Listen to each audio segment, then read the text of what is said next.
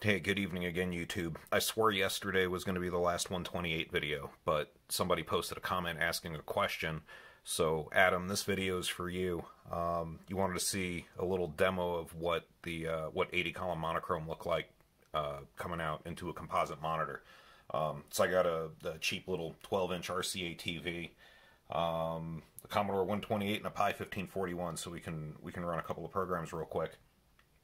So first, we'll fire up DesTerm, and I don't know how well it'll come out on camera, but the Des in DesTerm is actually the unintensified color, so it should look slightly dimmer. We'll see how the recording comes out, and then everything else on the screen is the intensified text, the bright text. So it's on a bigger graphic like this, you can kind of tell it apart. Even in person, it's very hard to see the dim versus bright. But here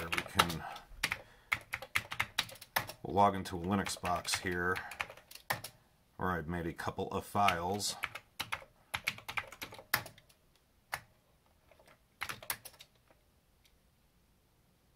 And you can't even tell the difference.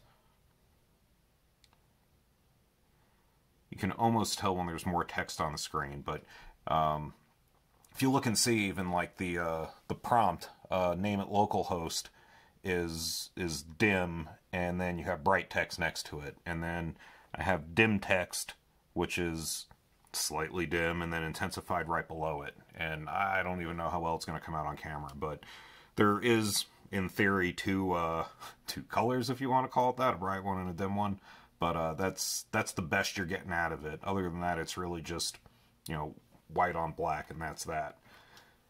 So we'll bounce the machine, and give me a second to insert the right image here onto the 1541 for GEOS, and we'll run that.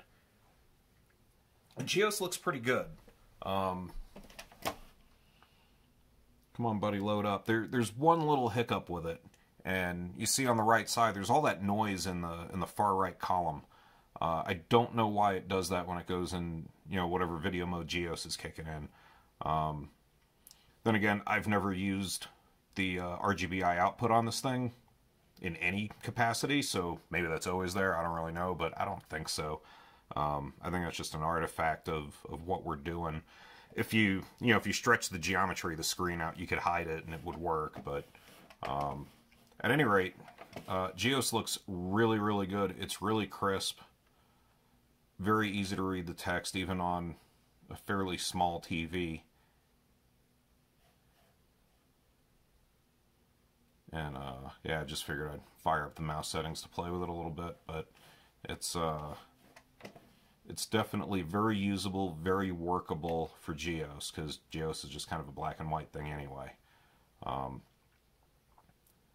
So yeah, I guess they kind of make use of the unintensified for the background, maybe. Kind of looks a little dimmer than the bright text we're looking at.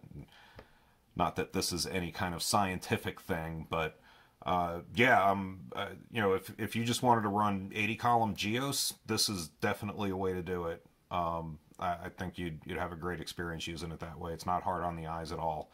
And yeah, so that's that. If you have any other questions, anything you want to see, I'm happy to poke around and run some programs. But it's just black and white video mode. I don't know what else I could really show you. So thanks for watching. Take care, everybody, and have a good evening.